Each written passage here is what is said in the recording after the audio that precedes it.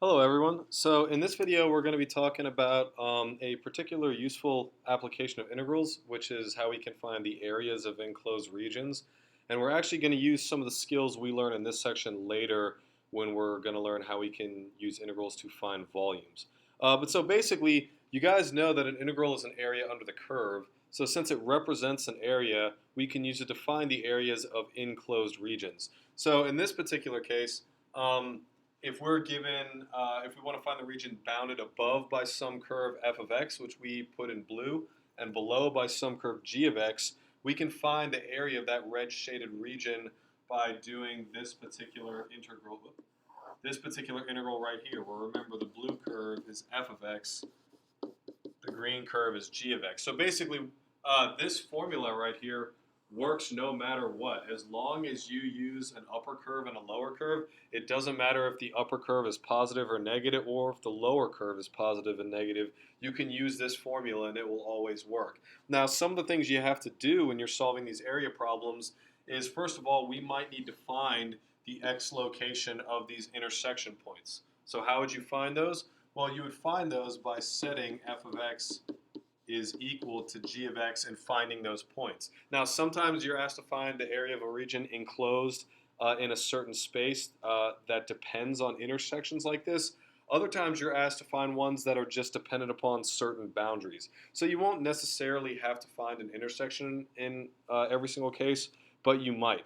So basically, if you want to come up with a step-by-step procedure for how to solve area problems, is you first want to identify an upper curve, identify a lower curve, and then determine whether you need to find intersection points or whether your limits of integration were clearly stated in the problem statement. And once you have the limits of integration in the functions, you basically just integrate it and find the answer. Okay? So another example of this is like something like here. Okay? So in this particular problem, notice that we didn't need to find any intersection points because we were just looking for the area between x equals a and x equals c. Okay? But notice that I have two different areas. I have right in here the red shaded area and then the pink shaded area in here. Now, why do I have two different areas? Well, because I have two different upper bound functions right here, f of x and h of x. So sometimes you're also given problems where your upper function or your lower function may actually change within the region of the area you're trying to find. So in this case, we would simply find the region bounded between f of x and g of x, and the second f of x stops and we switch to h of x, we then find, oops, there's a typo on here. Let's erase that. That should be minus g of x. Sorry about that. All right. So anyway, so yeah, we find the region between A and B, which is this one right here. That gives us the red shaded region. So this guy is finding the red area, and then this guy down here is finding the pink area. Notice how my limits of integration were different for each integral. Also notice how the functions that I put into that were different, but I always use the upper function minus the lower function. And like I said, it doesn't matter if these functions are positive or negative. Upper minus lower will always give you that enclosed area. So this is a pretty simple step-by-step process. You just always apply the same method. All right? So let's see if you can do a problem here. So look at this problem, pause the video, and try to solve it. Okay, if you gave this one a shot, the first thing you should definitely do with all of these problems, if you have the opportunity, is graph them, because we got to identify what's the upper curve and what's the lower curve. Sometimes it can be very difficult to do this in your head if you don't have a graphing calculator ready. So if we go in here and get away from the Peter Tosh video, you'll see these are the two functions we were looking to get. And so the area bounded between them is going to be this area right here. So what you'll notice is we'll have to find these two intersection points first. So we can do that by setting the two things equal. We can say 2 minus x squared is equal to negative x. If we rearrange this a little bit, we'll get 0 is equal to x squared minus x minus 2. So again, you can factor that one, or do whatever you want to do to it. But I like factoring. So in this case, we get 0 is equal to x plus 1, x minus 2. So if we do that, obviously this shows, and we can see it from the graph, but our region is going to go from -1, which is that first 0 we got here, to +2, which is that 0 we got from this guy right over here. So we have our limits of integration now, so therefore we just got to plug it into the formula. So we know that in this case the area will be equal to the integral from -1 to 2 of our upper curve, which is 2 minus x squared, minus our lower curve, which is -x dx.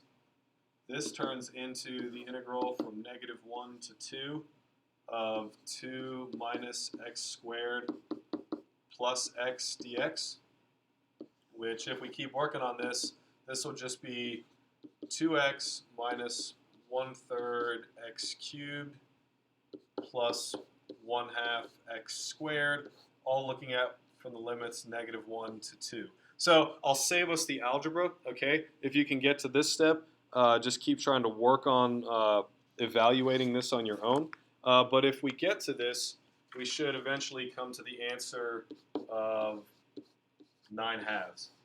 So hopefully you guys came to 9/2 in your answer. If you didn't come to that, take a step back and see where you made the mistake. But like I said, unlike in the stuff we did in the previous videos with U substitution and all that, where I said there's not really a step-by-step procedure to solve those problems, there actually is a step-by-step procedure to solve these, and we're applying it right now. It's just identifying your limits of integration, finding the upper and lower curves, and putting in upper minus lower into the integral, and you'll find the area of that region.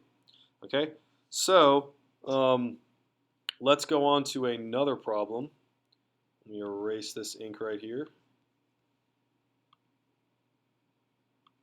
And when we look at this problem, you'll see this one is a little bit different than the last one.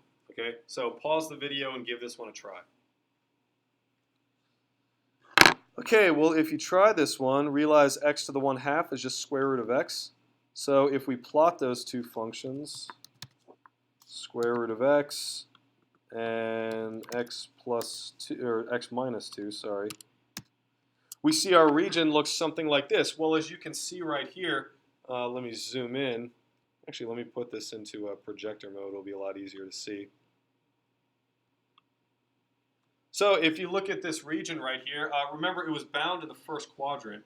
So basically we're looking at this area right here. But so remember that an area, or when we calculate areas, we're using Riemann sums. So if we look at the rectangle that we're getting from a Riemann sum, remember an integral is just a Riemann sum when you have infinite amounts of subintervals.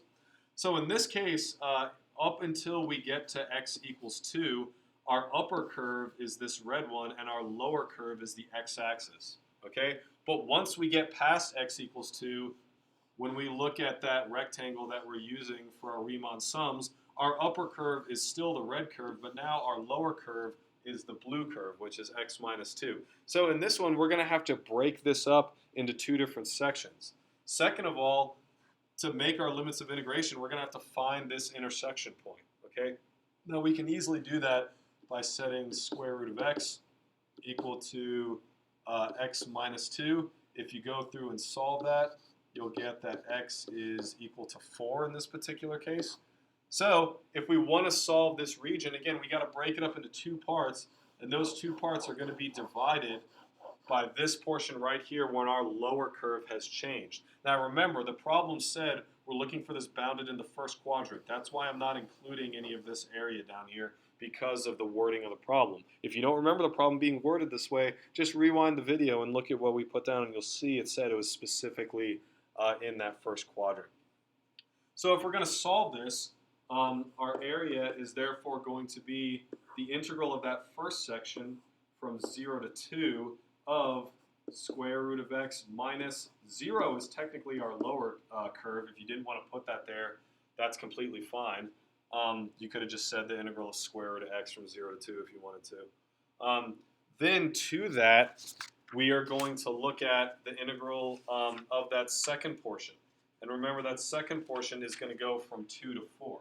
So we'll say plus the integral from 2 to 4 of square root of x minus the quantity x minus 2 dx. Okay, so also remember, whenever you're doing, it doesn't matter if we're solving a definite integral, it doesn't matter if we're using the difference quotient, or if we're using this upper minus lower. Whenever you're subtracting something on this side, always put parentheses around that thing to make sure that you remember to distribute that negative sign, because if you don't, you're going to get the wrong answer. All right, so if you didn't get to this spot, go ahead and try to do this integral. And really, if you want to get good practice, do this integral without using FNIT in your calculator. Try to solve it by hand. I'm telling you, it's going to really help out come the time of the AP test if you know how to do this stuff without the use of your calculator. So give it a shot. All right, so if you did this one, well, I guess I can't really scroll down on this, but let me erase the rest of this stuff. So I'll just draw an arrow up here. The solution will go up here. So the integral of square root of x will be 2/3 x to the 3/2. And then that will be from 0 to 2. And then we will have plus. Now, again, square root of x will be, we'll put a parentheses around this one so we can differentiate it. 2/3 x to the 3/2. Then we're going to have the antiderivative of negative x, which will just be negative 1/2 x squared. Then the antiderivative of this will be a negative 2 or a positive 2. So that'll be plus 2x, all from between 2 and 4. So again, I'll spare us doing the algebra out here on the video, but if you go through and you do this entire thing, you will end up with an answer of 10/3. So like I said, it's not good enough in this case just to do this stuff on FNIT in your calculator. If you know how to set up the integral, that's the first battle you got to get over. But really the next part is you got to know how to solve this stuff by hand without using a calculator. Okay? So it turns out this area, notice we split up this area into two distinct parts. And that's because when we were integrating with respect to dx, remember in those Riemann sums, we've always integrated with respect to dx, meaning that dx is basically the base of these rectangles right here, meaning they're infinitely small. But who's to say we have to integrate with respect to dx? Now let's look at this one, okay? We could actually evaluate the area of this region bounded right in here. Instead of using dx, we could actually look at our rectangles going horizontal like this. And that's still another Riemann sum. So instead of adding up the areas of our rectangles along the horizontal axis or along the x-axis, meaning the rectangles are oriented vertically, we could have our rectangles oriented horizontally, meaning we're actually integrating up along the y-axis. So instead of the base of these rectangles being dx, they would now be dy. So we can actually find this area either by integrating with respect to x using dx, or integrating with respect to y using dy. So real quick, let's go back to the slides here. So this is what I'm talking about here, is that sometimes you can evaluate any area using dx or dy, and you should get the exact same answer. It doesn't matter. But for some particular functions, it actually makes more sense to use dy than dx. So for example, look at this one. If we try to do a rectangle with the Riemann sum, we have all kinds of issues doing that because we have this region here, then it goes up into here, then we got to integrate over this little region right here, and it just gets really, really messy and really, really nasty. So instead of doing all of that, what if I just went and integrated this way the entire time? That way, instead of using an upper curve and a lower curve, I can instead use a right curve and a left curve. And in this case, my integral is a lot nicer because the right curve and the left curve are always the same. Whereas when we look at an upper curve and a lower curve, those are going to be very different, particularly kind of in this area of this blue line right here. That's a great example of a function of y and not a function of x. It actually isn't a function of x because it fails the vertical line test quite miserably in many locations. So we can do the same trick to evaluate an area of a region. The only thing we got to do though is notice now I have f of y, I have g of y, And my integral now, my limits of integration are y values, not x values, and I integrate with respect to dy. So we can integrate and find regions by doing like this, stacking up the horizontal rectangles along the y-axis. But if we do that, we must convert everything in our integral to be a function of y. So let's go back to that one problem we were looking at. Let me erase the ink here. So we already have some valuable information, okay? We know that this point right here, we found that before to be x equals 4, and therefore y would be equal to 2. So we know that point, that's good. But what we got to do is we know, first of all, we got to convert these two functions to be functions of y, not functions of x. So on this top one, if we know that y is equal to square root of x, well, that just means that x is equal to y squared. So this curve we can write as a function of y as x equals y squared. Notice this curve in this case is the left curve. Why is it the left curve? Because if I draw a horizontal line at any point along here, this curve is going to hit that horizontal line left of where the blue curve is. So in this case, the blue curve is always going to be the right curve. The red curve is always going to be the left curve. And again, the nice thing about using dy in this case is that we don't have to worry about breaking this up into two separate integrals. Okay? So we still need to find x minus 2 as a function of y. So if we have y equals x minus 2, this means that x is equal to y plus 2. So this function is x equals y plus 2. And now our limits of integration are pretty simple, okay? So now that we've done all these steps, see if you can evaluate an integral where everything is with respect to y to find that exact same area 10/3. Give it a shot. Okay, so if you've tried this one, what you should see is that, again, because we don't have to evaluate two integrals, they actually get a little bit easier to solve. So in this case, the area is going to be the integral from what two y values are we going between. Remember, our region that we're looking at is this black shaded one right here. This goes from y equals 0 to y equals 2. So 0 to 2 of the right curve, which is y plus 2, minus the left curve, which is y squared dy. Remember, everything, if we're going to do this method, everything must be in terms of y. We can't have any x values in here if we're going to be doing this.